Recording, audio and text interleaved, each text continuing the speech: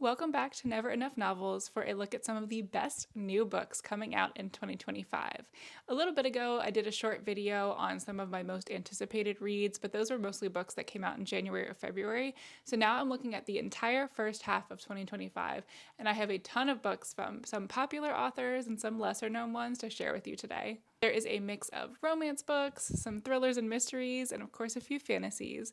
And I put the links to all of these books down below, so if you're interested in any, you can grab them from Amazon and help support this channel along the way. Plus, make sure you hit like on this video and subscribe to see even more of my book recommendations in the future.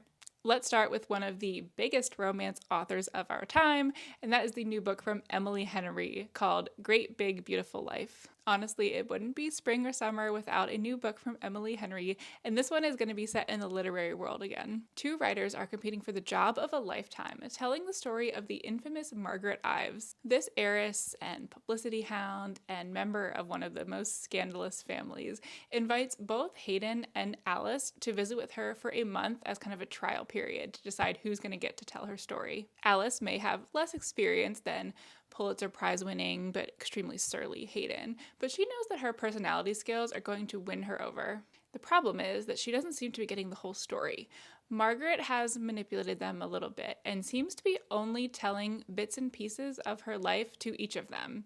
And that ironclad NDA that they signed and this weird tension between Hayden and Alice keeps them from sharing anything with each other. I adore any books set in the literary world, and the concept of this one also reminds me a bit of like The Seven Lives of Evelyn Hugo. So this is a little bit different, I think, from her past romances, but I'm excited to see where it goes.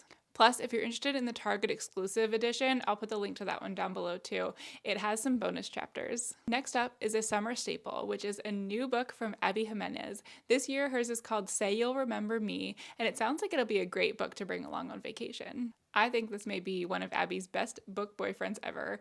Our male main character is named Xavier, and he is a veterinarian who literally meets our female main character while he's cuddling a kitten. Like, does it get any cuter than that? Except him and Samantha majorly get off on the wrong foot. So in an effort to kind of redeem himself, he asks her out on one date, and what happens shocks both of them. It is like the best date in living history, and it's one that they both do not want to end because of their intense chemistry. But once again, things go wrong. Samantha is dealing with a family crisis right now, and there is just no way that she can commit the time needed to an actual relationship. Even though they seem perfect together, she begs him to basically just forget her and everything that happened between them. Hence the name of the title coming in with Say You'll Remember Me. So this story begs the question of, can you ever truly forget someone when they have changed your life forever?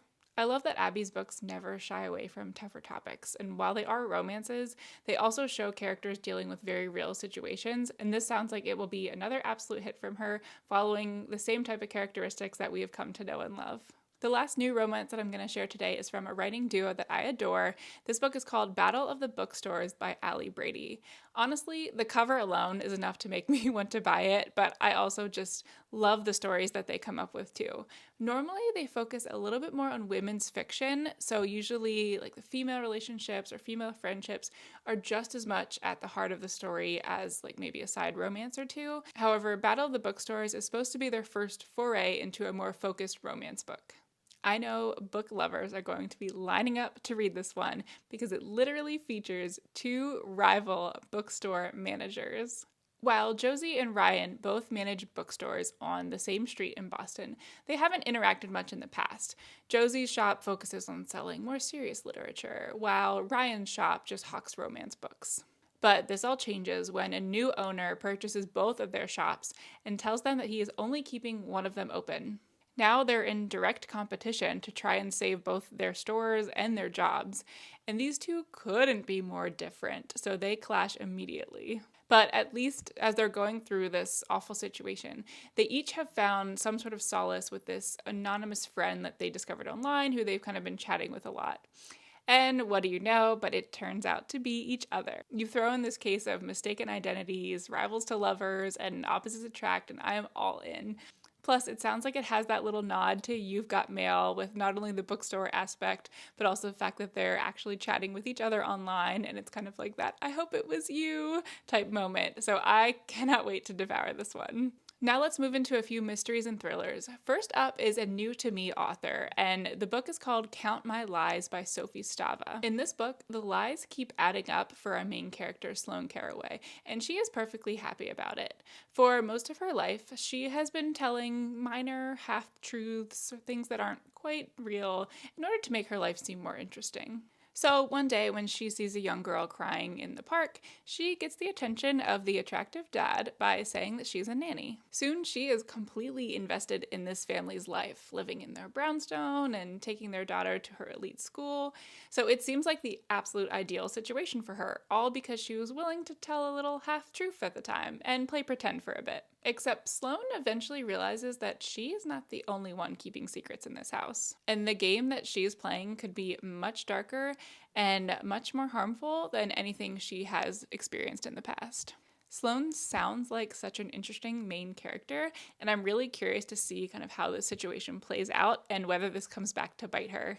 Next up is a book called The Murder Machine by Heather Graham, and this is an AI-based mystery that sounds really intriguing. The concept is that a smart home with an AI assistant is suddenly the main suspect in a murder case when the owner of the house is found dead inside of the home with no evidence that anyone else was in there. FBI agent Jude is assigned to the case, and she brings in this special agent named Victoria, who has a lot of experience with cybercrime to help figure out what happened here. As Victoria ultimately explains, this AI programming wouldn't just act on its own, meaning that someone tampered with the system that could have caused this murder. And as a series of theoretical accidents that kind of follow the same vein as this murder continue to happen, suddenly these two women are racing against the clock to try and figure out who is behind this programming and causing all of these horrible things to happen. Obviously, AI is becoming a much bigger part of our world now,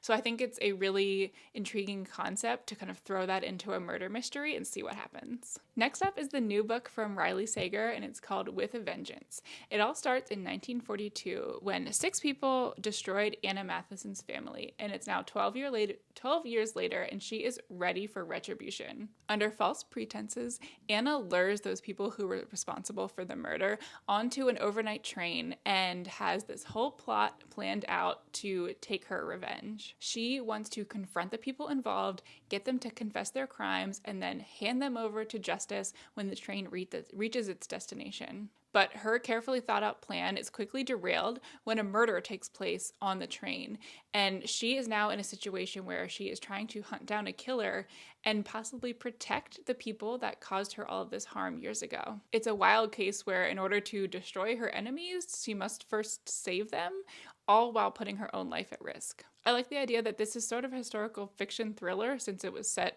decades ago. I'm hoping it's a little bit more fast-paced because Riley Sager's last book, Middle of the Night, was definitely a slower one, and I did not like that as much and didn't think the story was all that enthralling. However, from the description, this one does sound more interesting, so I am excited to give it a try. And the last thriller for the first half of 2025 that I wanted to share is called Don't Let Him In by Lisa Jewell. Nick Radcliffe is a charming man who is just what Nina needs in her life after her husband's unexpected death. But Nina's daughter, Ash, doesn't really fall for Nick's smooth and charming personality, and she doesn't really trust him, so she starts to dig into his past and uncovers some secrets that could change everything. Martha is a florist who lives in a nearby town, and she lives with her infant daughter and her devoted husband Alistair, but she has noticed that Alistair has been gone more and more frequently for his work trips, so when she confronts him one time about it, he always seems to have very legitimate excuses. But Martha can't deny this feeling that something isn't quite right. So per the description, Nina, Ash, and Martha are on a collision course that is far darker than any one of them could have imagined. All 3 are about to wish they had heeded the same warning. Don't let him in. I definitely have some thoughts about this one and some ideas about where the story could take us. So I am really curious if any of those will actually pan out or if Lisa takes this story in a whole different direction. But either way, I am very excited to get to know these 3 women and find out more about their lives and both of the men in their lives as well. Let's get into my last few fantasy recommendations. First up is The Enchanted Greenhouse by Sarah Beth Durst. This is a cozy fantasy, and it is the second book that she's written. The first was called The Spell Shop, which came out last year, which I absolutely adored. It was one of my, I think it was like in the top 3 books that I read last year. And it sounds like this one features a character from The Spell Shop. So we learn more about the creator of Kaz, who is the talking spider plant.